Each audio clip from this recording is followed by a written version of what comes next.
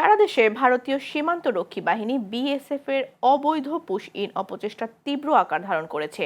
মৌলভীবাজারের বড়লেখার দুর্গম পাহাড়ি সীমান্ত দিয়ে গত এক সপ্তাহে অন্তত 15 থেকে 20 বার অনুপ্রবেশের চেষ্টা বিজিবির বাধায় ব্যর্থ হয়।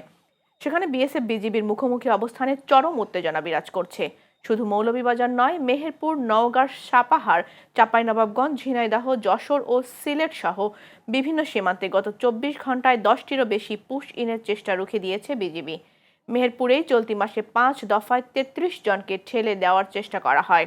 অনুপ্রবেশ ঠেকাতে বিজিবির পাশাপাশি লাঠি হাতে রাত জেগে সীমান্ত পাহারা দিচ্ছেন স্থানীয় বাসিন্দারাও।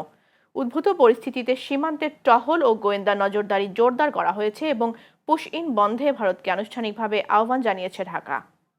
আমরার বুবারতল সীমান্তবর্তী এলাকা। আমরা এখানে কোনো নমুনার ফুসিংয়ের চেষ্টা যতও চলুক, আমরা সর্বস্তরের জনগণ আইয়া আমরা চেষ্টা নিয়ার এবং সাথে বিজিবি। এদিক দিয়ে ভারতীয় বিএসএফ অনেকবার তাদের নাগরিক এদিকে পুশিন করার চেষ্টা করতেছে।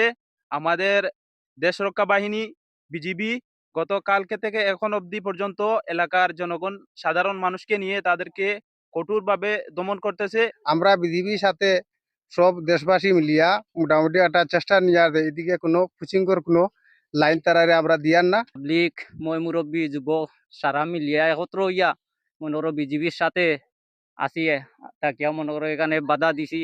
বাধা তারা এখন মানলেও তারাই পুরাপুরি ভাবে এটা ছাড়িয়া যাইও না, তারা জঙ্গলে লুকাইয়া আছে।